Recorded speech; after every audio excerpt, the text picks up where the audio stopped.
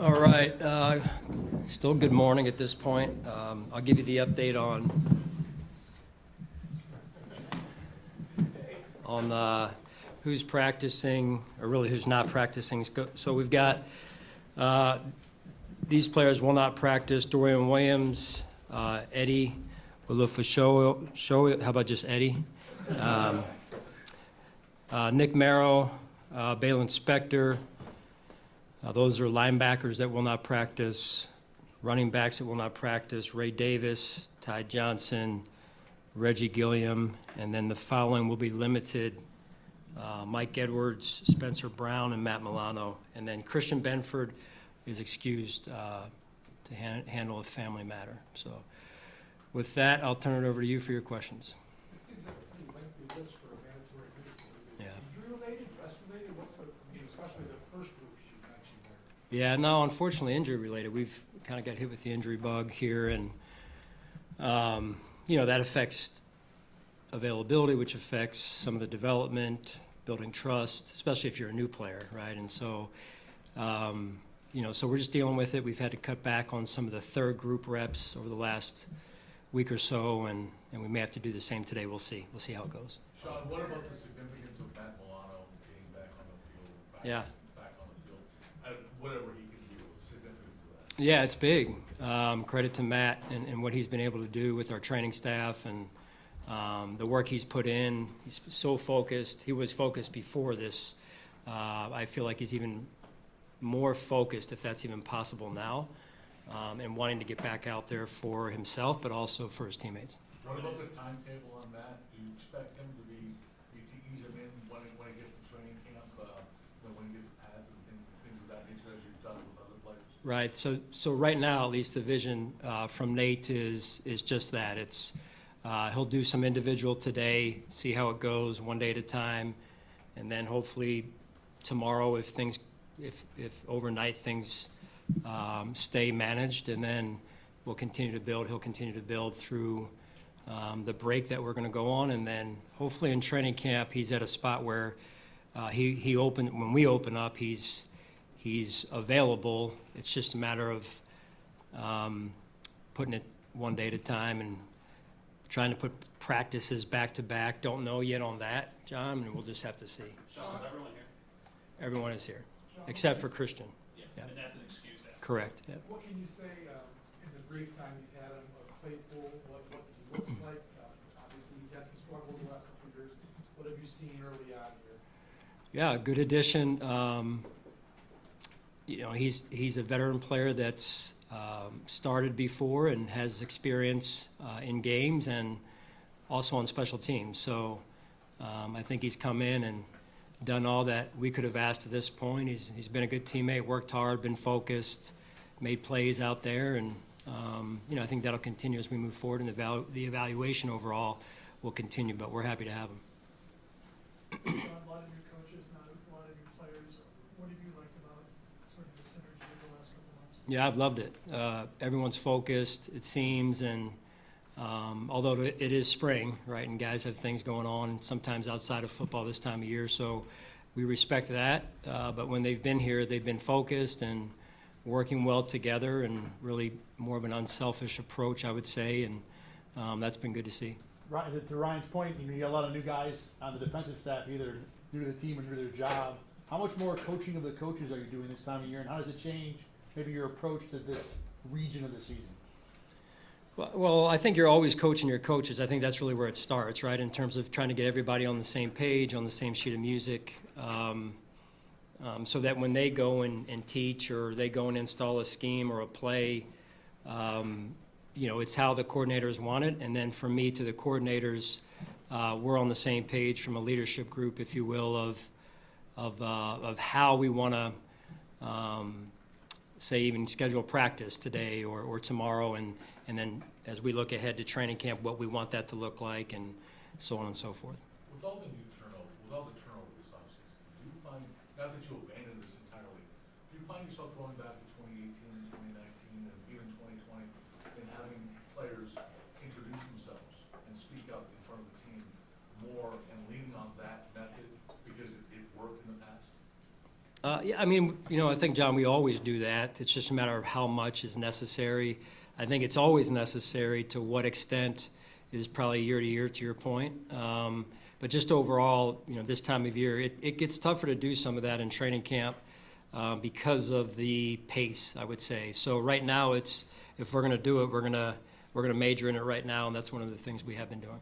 Sean, can you talk about how McGovern and Josh are getting on there? This is Josh's first to the center for quite a while, and obviously Connor hasn't done that really much again. I know it's tough to evaluate line play, but Yeah. can you maybe give us some thought on how that's gone, do you think? Right, it is shorts and T-shirts and helmets, so it's not really football yet. So, having said that, though, it's been interesting to watch that relationship between Josh and Connor, then also Connor at the kind of the leadership position of our offensive line. He's the one that sets the table to call the huddle to really start the next play. I think he's done a nice job, Connor has to this point. He's got very good energy on a daily basis, which is important for us, and seems very aligned with Coach Cromer and what they want to get done up front. Sean, understanding the shorts and T-shirts element of it, but what sort of growth, development have you seen from Josh with his new wide receivers and weapons in the offense from OTAs as we hit this week? Just taking it one day at a time, really. Because of the new faces, then you have your other group of veterans who have been here and kind of know a little bit of what we do, but more so how we do it. And that onboarding process has been fun to watch, with whether it's Keon or a veteran new player to us. I think it's gone well. The work that they've been doing on their own, the time on task of the detail of the routes. Josh has done a great job of pulling some of those guys aside when time allows to get some extra work there. Sean, from your perspective, what went into the decision to sign Gable Stevenson, someone who doesn't have football experience? Obviously, you know a lot about wrestling background and that kind of thing, so what went into that? I think a couple of things, and one of which is I'm a big believer in wrestlers and what skills you develop in wrestling and how it can transfer to being a really good football player, especially among the offensive line, defensive line position groups. Having not played football ever, not even in high school, that's a little bit different. That's a little bit unique. And so there's more work to be done, right, in terms of starting from scratch, from zero, and then trying to build each day. And he's worked extremely hard with our defensive line coaches and Coach Babich as well. And so it's about just daily improvement. And again, this is new. I tried to equate it to some of the coaches who have not wrestled. I said it's like trying to put on in wrestling the ankle band when you just go to the scorer's table and you're not even wrestling yet. They haven't even blown the whistle. So it's a new world a little bit for him. What did he show you, like, that despite not having, like, any football experience, that it was worth, having someone who you have to kind of teach, like, the basics and start from scratch? I think more than anything, the quickness, the burst, the power, all that you can tell in a small workout, those are the things that you try and identify from a defensive line standpoint in this case. And, we were going through it, and some of it was making sense during the workout, and some wasn't. So I just tried to put things in wrestling terms a little bit of some of the overlapping movements, if you will. And so maybe that helped a little bit, maybe it didn't. But again, he's been working hard. Coach, what has to happen this week for you to leave the off-season training portion, this portion of OTA's mandatory camp, and even back into April, for you to feel, I feel good about what happened during the last 2 months here as we approach training camp in 6 weeks? Yeah, I think let's just start with the health of our football team. It was mentioned that we have some injuries, and some of those are going to happen. I think the biggest thing is, can we get ourselves through the break?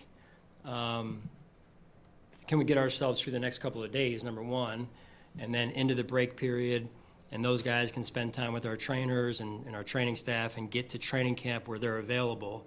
I think that's important. Staying healthy over the break for the guys that are healthy right now is also important.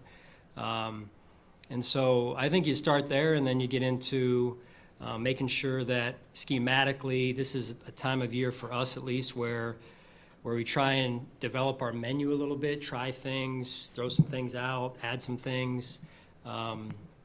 It's really the time of year to try some of that. And then my ask of the coordinators is that when we break, or before we break, that they've got a pretty good menu built that they believe in and matches what we know at this point at least to be the strengths of our players. And then we get to training camp and we rep, so that we're efficient and effective with what we're trying to do. Hey, Sean, with, you've lost Leonard Floyd, and obviously Von is on the back end of his career. Do you need Greg Rousseau specifically? I know other guys, but Greg Rousseau, do you need him specifically to step up this year and kind of take the lead as your most dominant pass rusher? Right. No, yeah, I mean, when you talk about Greg and AJ, both, they've put good things out there. They've flashed really high-level moments. Now it's about being full-time starters, right, and taking that next step to continue to take their game to another level, and they're aware of that. And both of those guys worked extremely hard, and that's the opportunity that's really, quite frankly, in front of both of them. How have you noticed Taylor Rapp take charge of the safety room? Last week in particular, it's really stood out. Last year, when T-Rap got here, new system, different environment in the room, and he did a great job of understanding his role and excelling at his role. And now, new role this year, and I hate to say role because roles aren't really defined until everyone makes the team, but at this point, Taylor's really stepped into that role and I would say asserted himself from a leadership standpoint a little bit and a communicator standpoint, which is huge in that back end where next to him, who's it going to be, right? So Mike Edwards is brought in. Mike's on the injury report as well and hasn't been really practicing, and then the other pieces that are competing back there. So it's interesting to see, but necessary from a communication standpoint. Staying in that safety room with Mark Hamlin, he really came on during OTAs, made a couple plays. Pads aren't on, but what have you seen from him that's allowed him to stand out the last few weeks? Yeah, I think you're spot on. I think the last couple of weeks he's been playing more consistent, playing at a high level, very, very focused, and getting himself into a really good spot. I think with not only knowing the defense, but just getting back to playing detail-oriented and fast. Sean, you referenced the break coming up. There's been a lot of talk about the possibility of changing the way the offseason goes. Is it needed? Do you, or what's your opinion on the way the current setup is? And is this break, like for you and the coaches and everybody, sort of needed to ramp up when you get to training? Well, I like the current structure. Maybe I'm a creature of habit, 20-plus years around it, but I would say I think you're always open to change if change works for everyone. So I trust the people that are going to make those decisions more than anything, and I think it'd be hard at least from where I stand, and I haven't given it much time in all honesty, Mike. It'd be hard to probably please everyone if you're going to move things around. Those breaks, that time, that rest is important for the coaches, I can tell you, to get re-energized heading into training camp because you're going. There's very seldomly a day off for 6+ months. So, good. All right, thank you.